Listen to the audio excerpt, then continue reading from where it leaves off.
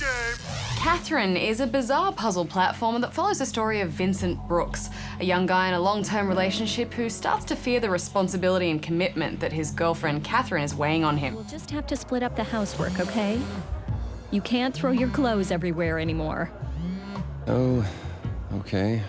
Every night he vents his troubles with his bros at their local haunt, the Stray Sheep. But when Vincent heads to bed that evening, he is thrown into a bizarre nightmare in which men everywhere have been turned into sheep and forced to climb a seemingly endless block tower to avoid falling to their doom.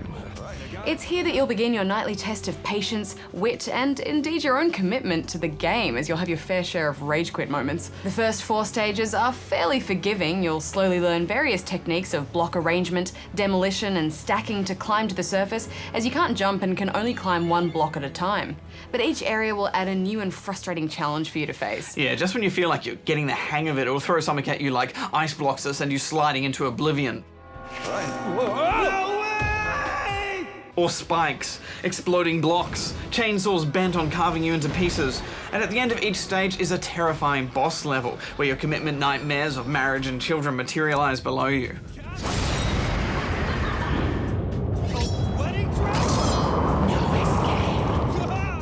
There are checkpoints along the way which will make things a little easier for you, and the difficulty settings at the start will determine how many retries you get before it's game over. But you'll pick up retry pillows along the way which continuously stack up every time you die, so you're rarely at a loss for opportunities to try again. There are also items you can grab to help you destroy enemies, climb 2 rows at once, create a new block, and you can also buy pre-selected items from a sheep vendor in the Nightmare lobby, but you can only carry 1 at a time. It's the kind of puzzling that just keeps you coming back, isn't it?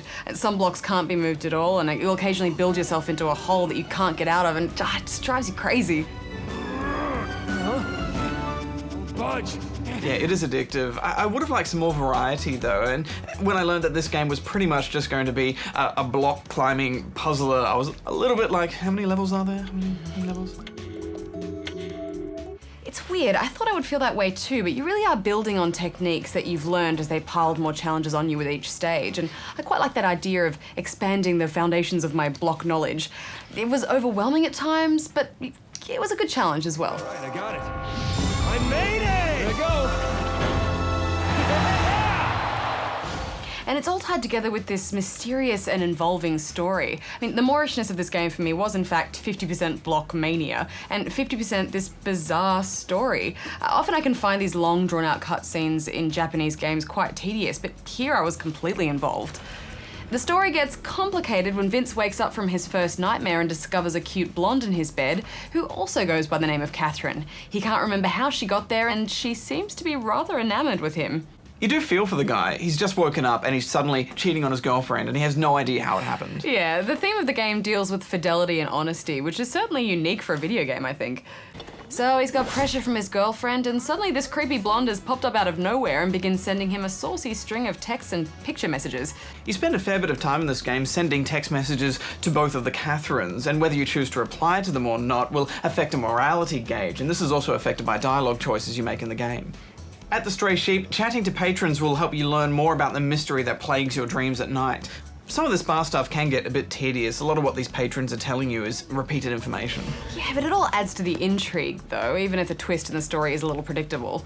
I also loved how the generic questions the player is asked about lying, fidelity, and relationships are charted online, so you can see how other players have answered as well. And all of the choices in the game will work towards which ending you'll ultimately face. And there are actually 8 different endings to Katherine, depending on your moral choices. But we should wrap this up, Badge. Yes, I thought this was really interesting and different puzzler, and after a while I started to get that puzzle quest obsession, you know, where I just needed to keep jumping over blocks, and yeah, I'm giving it 7 out of 10. I had a good time. I was surprised at how much I enjoyed this. I mean, I was thoroughly engrossed in every cutscene, and while I did throw the controller down a few times in frustration, I kept coming back, and that was partly because, you know, I wanted to best the beast, but also because I had to know how it all worked out for Vince. I'm giving it 8.5 out of 10 rubber chickens.